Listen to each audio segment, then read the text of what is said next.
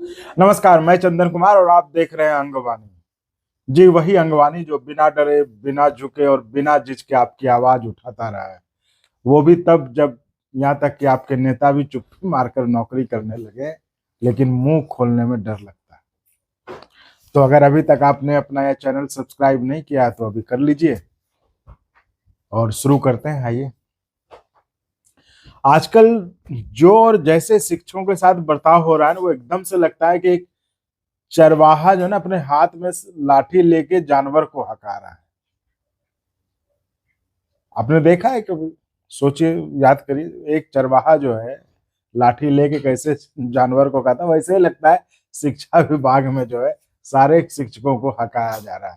जिधर मन हो गया उधर चलो, इधर ये करो, ऐसे करो, वैसे करो।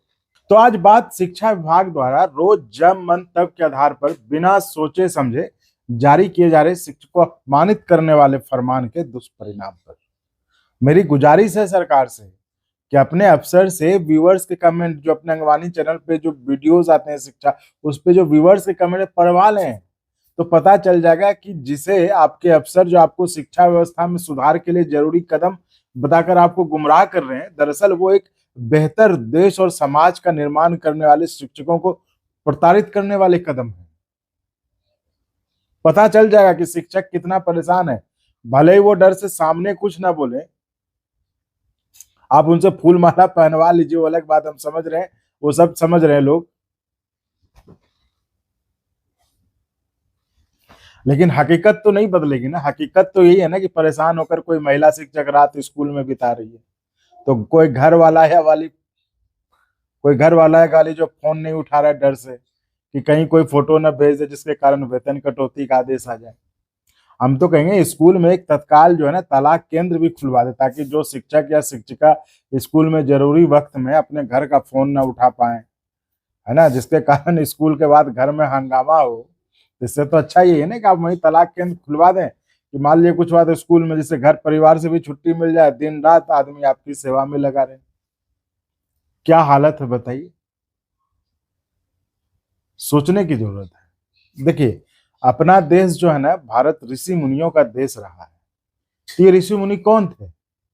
ये ऋषि मुनि वही शिक्षक ही तो थे जिन्होंने ज्ञान सृजन और ज्ञान दान के द्वारा भारतीय समाज को गढ़ने में अपनी महती भूमिका समय समय पर निभाई है।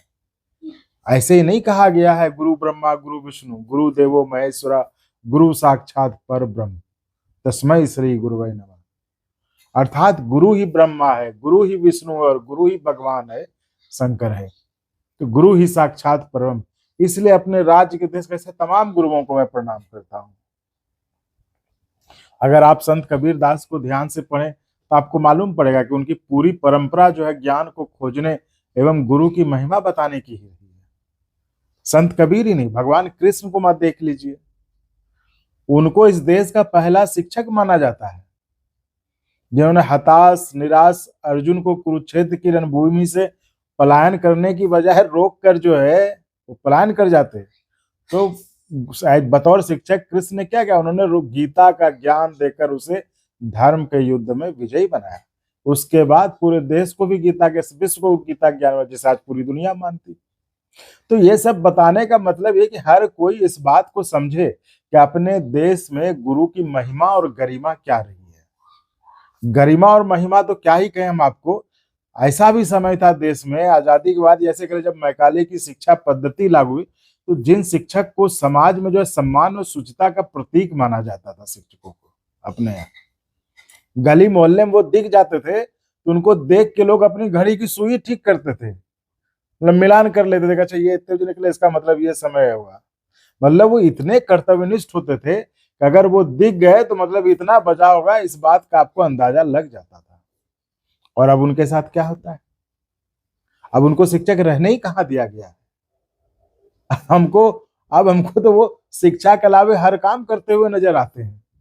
जैसे अभी आप जाति सर्वे में देखे होंगे, और सिर्फ सर्वे नहीं, जाति सर्वे, आर्थिक सर्वे, चुनाव कि वो मतदाता पुनरीक्षण, वोटों की गिनती, बड़े साहब का स्वागत, वहां भी फूल माला लेके खड़ा होना है, प्रभात फेरी, पोलियो अभियान, कोरोना आ गया तो उसमें टीका भी लगाने चल दिए, और मिड डे मील में खाना बनाने से लेकर राशन का इंतजाम करना, और अभी भी जो खबर आई कि भाई सफाई नहीं किया तो 35 प्राचार्य का वेतन रोक दिया।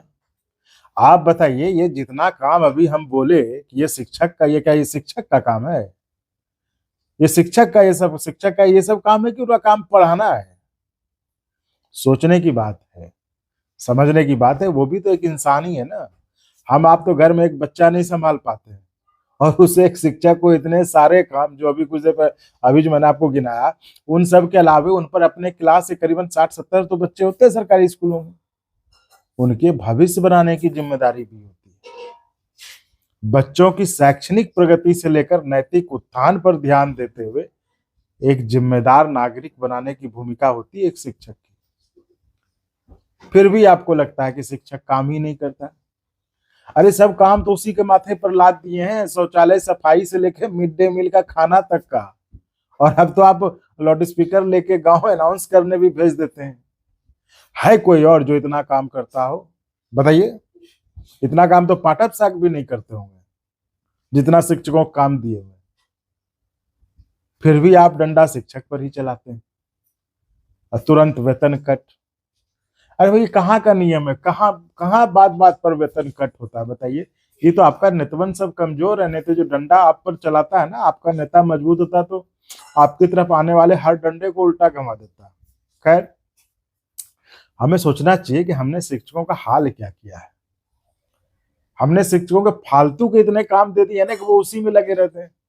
पढ़ाने लायक छोड़ा कहाँ है उन्हें हमने? मैं तो ये कहूंगा कि वाकई मुख्यमंत्री और डिप्टी मुख्यमंत्री ने जो है एक रिकॉर्ड कायम किया। इतने कम दिनों में पूरी सारी प्रक्रिया जो है पूरी करके एक दिन में 1.25 लाख से ज्यादा शिक्षकों को नौकरी देकर एक रिकॉर्ड कायम किया।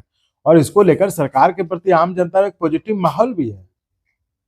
लेकिन एक अफसर को आप मनमानी करने के लिए खुला छोड़ने के बजाय जो है, जिसकी खामियाजी जैसे परेशान है सारे शिक्षक, आप एक कमेटी बना के शिक्षकों की समस्या पर गहनता से चर्चा करिए ना।